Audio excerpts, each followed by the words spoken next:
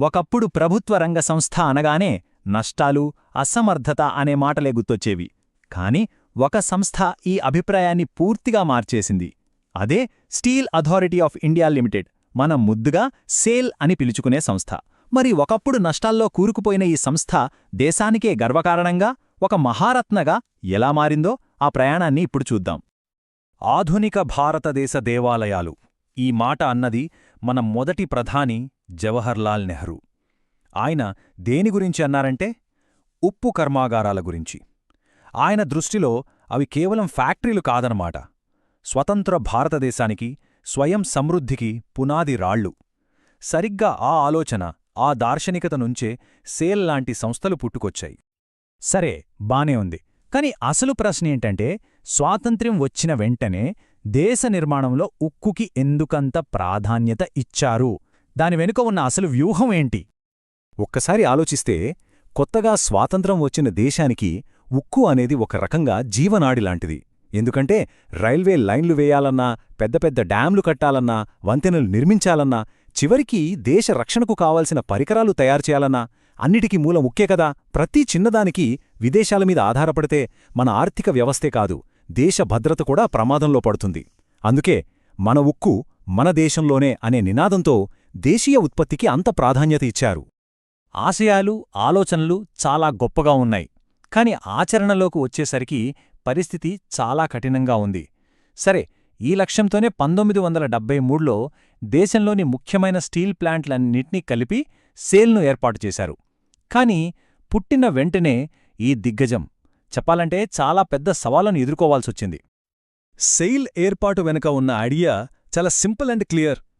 అప్పటిదాకా వేర్వేరుగా పనిచేస్తున్న భిలాయ్, రూర్కేలా, దుర్గాపూర్, బొకారో లాంటి పెద్ద పెద్ద స్టీల్ ప్లాంట్లన్నిటినీ ఒకే గొడుగు కిందకు తీసుకురావడం. దీనివల్ల ఉత్పత్తి పెరుగుతుంది, పనితీరు మెరుగవుతుంది, అంతిమంగా ఉక్కు ఉత్పత్తిలో మన దేశం స్వయం సమృద్ధి సాధిస్తుంది. ఇది అసలు ప్లాన్. అయితే సేల్ ప్రారంభమైన కొత్తలో ఒక విచిత్రమైన పరిస్థితిని ఎదుర్కొంది. చెప్పాలంటే ఒక పెద్ద వైరుధ్యం. ఒక పక్క చూస్తేనేమో దేశానికిది అత్యవసరం, ఇన్ఫ్రాస్ట్రక్చర్కి, డిఫెన్స్కి చాలా కీలకం. అందుకే ప్రభుత్వం ఎలాగైనా సపోర్ట్ చేయాలి. కాని మరోపక్క పాతబడిపోయిన టెక్నాలజీ, అవసరానికి మించిన సిబ్బంది, ఉత్పత్తి ఏమో చాలా తక్కువ. దీంతో వాణిజ్యపరంగా చూస్తే భారీ నష్టాలు. ఇదొక విషవలయం లాంటిది.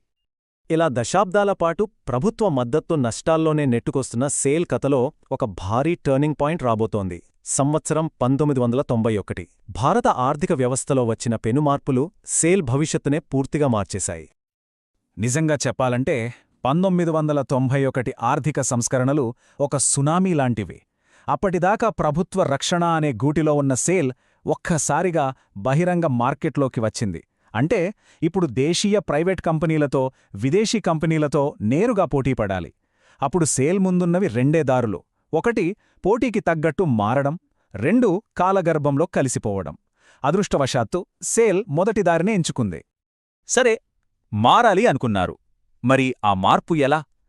దానికోసం సేల్ ఒక 4 స్టెప్ ఫార్ములాను అనుసరించింది. స్టెప్ 1, పాతబడిపోయిన ప్లాంట్లన్నిటినీ ఆధునీకరించడం.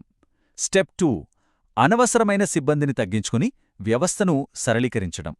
స్టెప్ 3, అన్ని నిర్ణయాలు పైనుంచే కాకుండా స్థానిక యూనిట్లకు కూడా అధికారాలు ఇవ్వడం.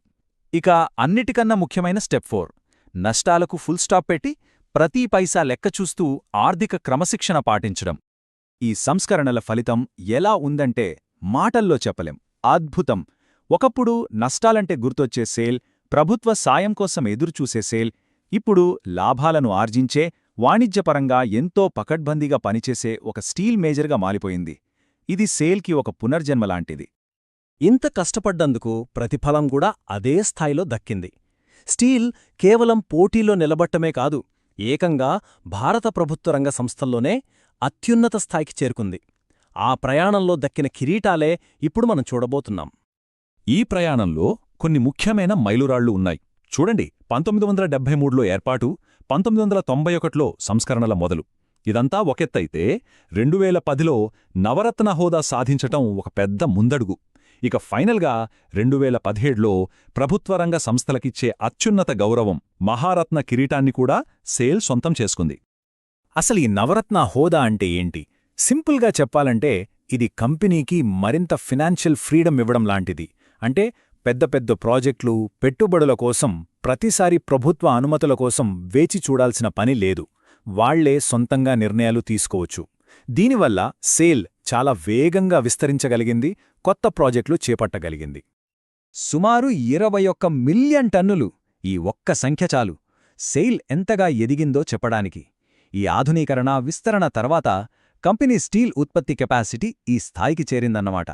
ఒక్కసారి ఆలోచించండి, దేశంలో జరుగుతున్న ఇంత పెద్ద ఇన్ఫ్రాస్ట్రక్చర్ ప్రాజెక్టులకు ఇంత భారీ మొత్తంలో ఉక్కుని అందించటంలో సేల్ పాత్ర ఎంత కీలకమో.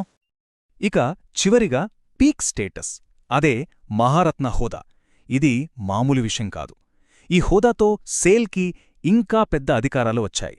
ఏకంగా 5,000 కోట్ల రూపాయల వరకు విలువైన ప్రాజెక్టులలో ప్రభుత్వ అనుమతి లేకుండానే ఇన్వెస్ట్ చేసే స్వేచ్ఛ లభించింది. దేశంలో వేళ్లమీద లెక్కపెట్టగలిగే కొద్ది ప్రభుత్వ సంస్థలకు మాత్రమే ఈ గౌరవం దక్కుతుంది. సరే, ఇంత మార్పు తర్వాత ఈ కొత్త అవతారంలో, ఆధునిక భారతదేశంలో సేల్ పాత్ర ఏంటి? దేశ భవిష్యత్తు నిర్మాణంలో ఇది ఎలా పాల్పంచుకుంటోంది? సేల్ పరిణామక్రమంలో మనం ఇప్పుడు చివరి అంకంలో ఉన్నాం. ఒకప్పుడు ప్రభుత్వం కాపాడితేనే బతికే ఒక దేశీయ సంస్థ ఇప్పుడు ప్రపంచ మార్కెట్లో ఎవరితోనైనా పోటీ పడగల ఒక గ్లోబల్ స్టీల్ జయంట్గా మారిపోయింది. ఈరోజు మనం చూస్తున్న మేక్ ఇన్ ఇండియా కావచ్చు, ఆత్మనిర్భర్ భారత్ కావచ్చు, ఇలాంటి ప్రతిష్టాత్మకమైన జాతీయ కార్యక్రమాలన్నిటికీ సేల్ ఒక గుండెకాయలా మారింది. దేశీయంగా తయారయ్యే రక్షణ పరికరాల దగ్గర్నుంచి మనం చూస్తున్న భారీ హైవేలు, బ్రిడ్జుల వరకు అన్నిటి వెనుక పునాదిగా ఉన్నది సేల్ ఉక్కే. ఆధునిక సెయిల్ విజయ రహస్యమేంటంటే ఒక బ్యాలెన్సింగ్ యాక్ట్. ఒకవైపు ఏమో మార్కెట్లో నిలబడాలి, లాభాలు సంపాదించాలి, అంటే కమర్షియల్గా, కాంపిటీటివ్గా ఉండాలి. అదే సమయంలో దేశ అవసరాలను కూడా చూడాలి, జాతీయ బాధ్యతను మర్చిపోకూడదు. ఈ రెండు పాత్రలని, అంటే వాణిజ్యపరమైన పోటీతత్వాన్ని, జాతీయ బాధ్యతని విజయవంతంగా బ్యాలెన్స్ చేయడమే అసలైన సవాలు. ఆ సవాలులో సేల్ నెగ్గుతోంది. సో మొత్తం కథను ఒక్క వాక్యంలో చెప్పాలంటే, సేల్ ప్రస్థానమేంటంటే కేవలం ప్రభుత్వ మద్దతుతో నడిచే ఒక స్టీల్ కంపెనీ స్థాయి నుంచి వాణిజ్యపరంగా ఎంతో పకడ్బందీగా ఉంటూనే దేశానికి అత్యంత అవసరమైన ఒక పారిశ్రామిక దిగ్గజంగా మారడమే. ఇదే సేల్ సాధించిన మహారత్న విజయం.